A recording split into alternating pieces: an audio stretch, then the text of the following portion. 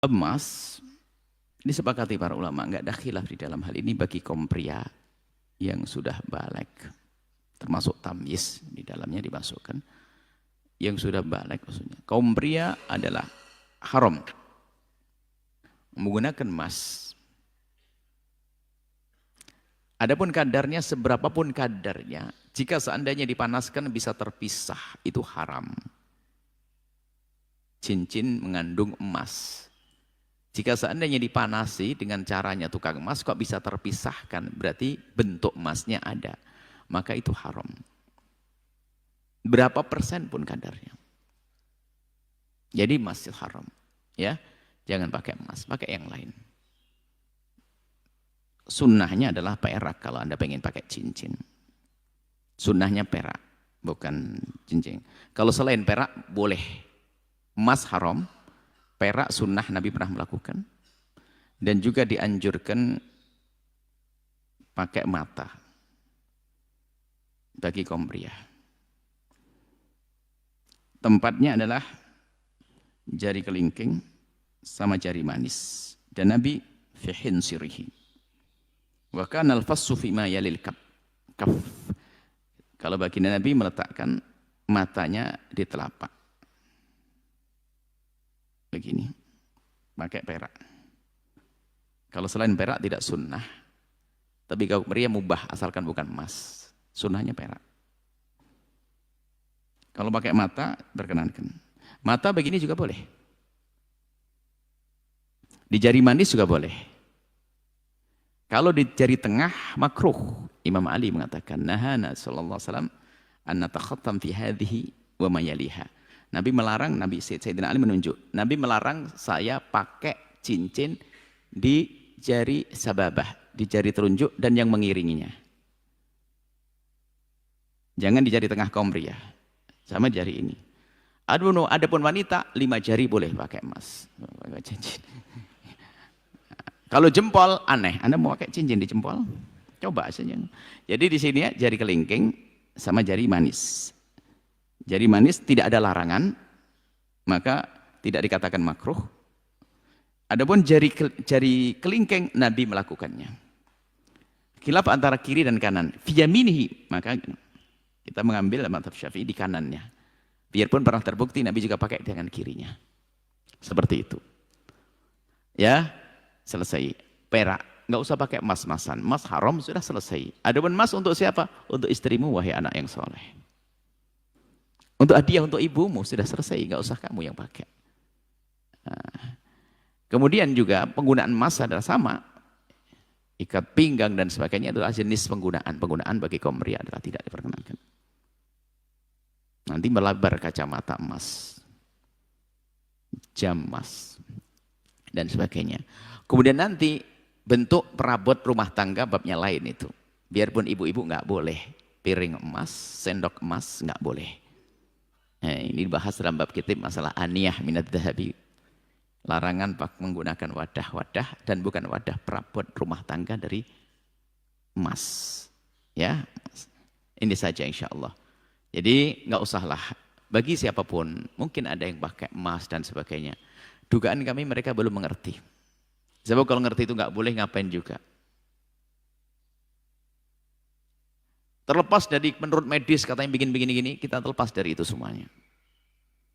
Jadi kaum pria yang mendengar suara ini, lebih baik Anda turunkan kalung Anda, hadiahkan kepada istri tercinta, atau adik tercinta, atau ibu tercinta istimewa, atau Anda simpan. Dan Anda wajib membayar zakat. Karena laki-laki kalau nyimpan emas, biarpun itu kalung, cincin, karena tidak boleh dipakai, maka dia wajib membayar zakat jika mundur. Emas dalam sholatnya, apakah sholatnya sah? Emas itu bukan babi, kecuali dia membawa rantai babi, baru Arab. Emas tidak. Emas kalau dipegang, wudhu kita tak batal, sholat kita pun tak batal. Tapi Nabi mengharamkan pakai emas. Ini mesti dipahami. Emas kalau kita masukkan ke kantong, dibawa sholat, Allahu Akbar, sholat sah. Tapi memakai cincin emas haram. Bapak-bapak yang pakai cincin emas, buka sekarang juga. Tak ada gunanya pengajian. Tak ada guna pengajian. Nantilah mubazir mengaji. Bapak-bapak yang sekarang pakai cincin emas, buka sekarang juga. Tak perlu tunjukkan, pelan-pelan aja dari bawah. Buka masuk. Balik dari sini, jual. Kalau batunya sayang, simpan. Mana tahu batunya zamrud, kecubung, permata, intan, simpan. Ambil batunya, ikatkan dengan perak. Cincin saya emas putih Pak Ustadz. Emas putih itu emas. Emas putih itu emasnya 80, nikelnya 5. Emas putih itu emasnya 80%, nikelnya 5%, peraknya 18%, peraknya 15%. Maka warnanya putih, tapi dia emas juga. Jadi kalau mau buat cincin, perak saja. Ini cincin perak. Batunya zamrud. Asli. Mereknya Casio, Casio orang. Tak pernah saya beli. Kalau sempatlah saya beli sekian puluh juta, lalu kemudian anak yatim tak sekolah, neraka jahanam tempat saya. Bisa pula anak yatim tak sekolah, cincin kita 30 juta. Pak, minta makan Pak, belum makan pagi, kata anak yatim di lampu merah. Kita mau? Nauzubillah. Oleh sebab itu maka yang punya cincin emas, wahai Imam Syafi'i, kenapa laki-laki Islam tak boleh pakai cincin emas? Apa kata Imam Syafi'i? Robek hati orang miskin menengok cincin emas. Aku makan pun payah, kau sampai hatilah pula pakai cincin emas. Matilah kau cepat, kata dia. Hancur hati dia. Itu alasan ulama dulu. Tapi rupanya sekarang setelah ditemukan emas itu ada molekul-molekul kecil masuk ke dalam pori-pori, masuk ke dalam darah, masuk ke dalam jantung, menyebabkan penyakit Alzheimer, penyakit tua sebelum masanya, penyakit lemah, tak bertenaga. Banyak orang barat yang sudah kena, pokoknya emas. Lalu kami yang perempuan Pak Ustaz, yang perempuan dia masuk ke dalam, keluar lagi melalui darah menstruasi haid. Makanya kalau ada bapak yang haid, pakailah. Bolehkah laki-laki memakai jam tangan yang berlapis emas, Ustaz? Hanya lapisannya saja. Tidak boleh. Tidak boleh temanku, karena memang emas dilarang oleh Nabi SAW. Dan pertanyaannya, kalau tidak pakai kenapa? Enggak ada masalah. Gitu kan? Kalau ada sesuatu yang dilarang oleh Allah, kemudian kalau kita pakai, tangan kita putus, mata kita buta, itu lain. Enggak ada masalah. Malah lebih aman tuh, lebih aman. Gitu kan? Pakai jam tangan tuh teman-teman sekalian. Jam tangan, subhanallah, ini saya bicara umumnya ya, 90%. Jam tangan itu hanya untuk lihat waktu. Oh iya, sekian jam, sudah. Kita walaupun fasilitasnya banyak, jarang kita pakai itu. Gitu kan? Maka jangan sampai jam tangan kah, pakaian kah yang membuat akhirnya kita sombong. Beda kita menggunakan pakaian karena kita suka, itu mengemukakan nikmatnya Allah Subhanahu wa taala. Jam tangan kita beli karena memang kita suka dan memang bagus, gitu kan. Cukup kita pakai dan kita butuhkan untuk itu. Mungkin untuk dipakai olahraga karena ada stopwatchnya dan seterusnya. Maka itu enggak ada masalah. Tapi kalau lapis emas jangan, karena Nabi SAW mengangkat emas di tangan kanan beliau SAW dan mengangkat sutra di tangan kirinya. Lalu berkata, inna hadzani haramun ala dzukuri ummati. Dua benda ini haram bagi laki-laki umatku. Maka apapun yang berhubungan dengan emas dan sutra jauhi. Sudah diharamkan dalam agama. Laki-laki pakai emas haram. Adakah benar pendapat mengatakan simpan emas pun haram? Contohnya gold bar dalam bentuk dinar. Baik. Dia kata, ada orang tu dia kata, orang laki-laki ni haram pakai emas. Okey. Simpan emas pun haram. Jawabnya betul dan salah. Apa yang betul? Laki-laki haram memakai emas, betul. Apa yang salah? Laki-laki haram simpan emas, itu salah. Jawapan yang betul ialah laki-laki kalau dia beli emas sebagai harta, tidak haram dia simpan. Cuma wajib zakat jika cukup syarat. Faham? Itu yang betul. Nabi angkat emas pada tangan Nabi. Nabi angkat begini. Emas tu. Nabi kata hadza halalun li inasi ummati wa haramun li dzukurihim. Ini emas halal bagi umatku yang perempuan, haram ke atas umatku yang laki-laki. Haram apa? Haram pakai, bukan haram milik. Kena mengaji dulu, jangan ambil hadis terus terang. Tak, mengaji dia ada syarah dia. Kalau Sahih Bukhari kita ada syarah Ibn Hajar Al-Asqalani, ada syarah Imam Badaruddin Al-Aini Al-Hanafi, ada syarah Ibn Rajab Al-Hambali dan seumpama lah. Baru jelas. Laki-laki boleh beli emas, simpan emas sebagai harta, haram pakai. Nampak? Orang laki-laki boleh tak beli pakaian perempuan. Orang laki-laki beli baju kelawar, hukumnya halal ke haram? Halal. Dia simpan kerana dia minat, halal. Dia pakai, haram. Kerana apa? Kerana Nabi larang pakai. Faham? Nabi kata guana, la'anallahu rijala yalbasuna lubsatan nisa. Allah laknat orang laki-laki yang pakai pakaian perempuan, bukan yang beli, yang pakai. Nabi tak bagi pakai. Okey? Apakah total tidak boleh menggunakan sutra? Di dalam kitab-kitab fikih sudah dijelaskan, kitab fikih itu hasil daripada penelitian Al-Quran dan hadis serta asar sahabat, bukan asal, bukan berarti bertentangan dengan Al-Quran dan hadis, bukan, justru hasil daripada penelitian Al-Quran dan hadis secara komprehensif.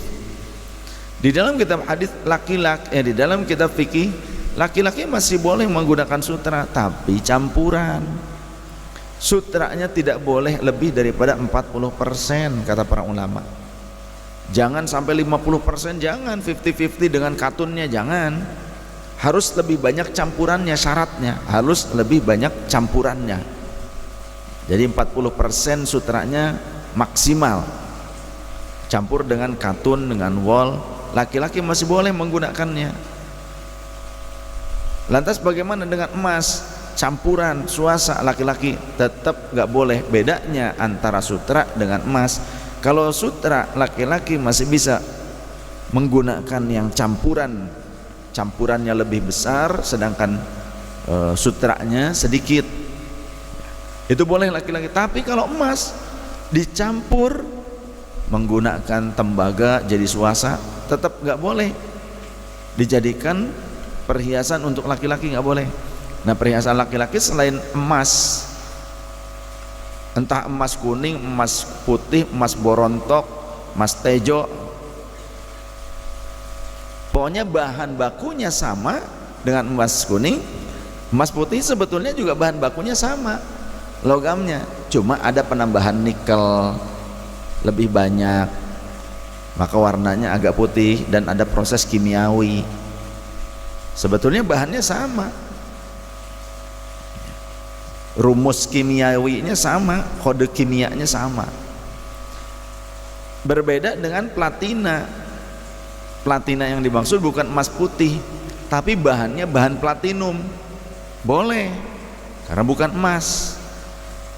Biasa digunakan untuk pen, untuk menyambung tulang-tulang yang patah. Nah, makanya kalau ada yang dioperasi membuka pen, mintain aja, saya ngumpulin, gak apa-apa ya.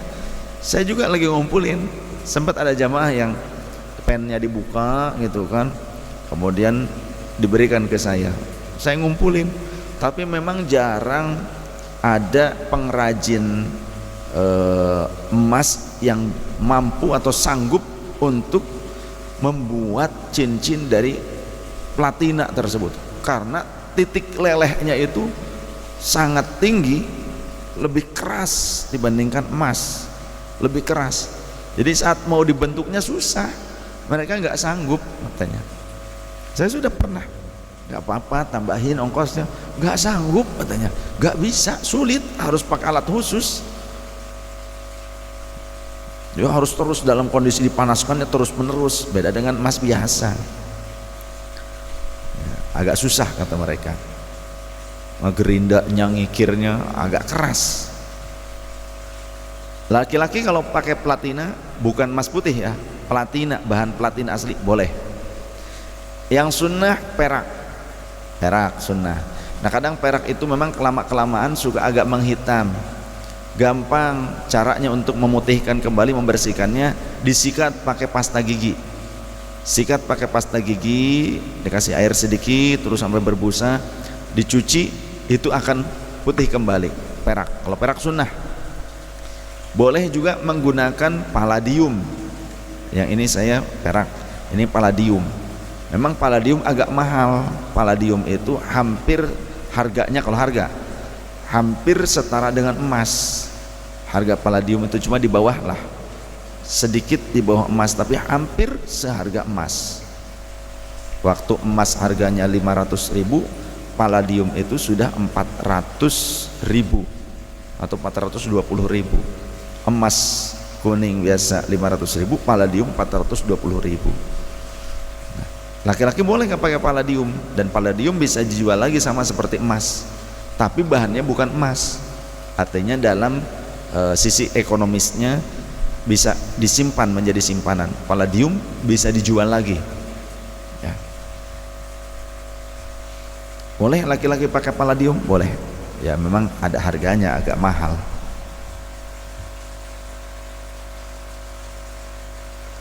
Laki-laki pakai cincin tembaga boleh? Boleh. Cincin kuningan boleh? Boleh. Ya. Bagaimana kalau pakai permata laki-laki cincinnya? Blue safir. Permata justru sunnah. Karena Rasulullah SAW mempunyai cincin, ada yang tanpa permata, ada yang menggunakan permata. Permata Habasyah, permatanya agak gelap, kehitaman. Ternyata menurut ahli tarikh yang dimaksud permatanya Rasulullah itu adalah berlian hitam. Jadi Rasulullah menggunakan berlian hitam, tapi batangnya perak. Yang satu tidak ada permatanya karena itu buat stempel Rasulullah gitu. Tapi yang stempel ini di masa sahabat Utsman menjadi khalifah, jatuh ke sumur, hilang, tidak bisa temukan lagi.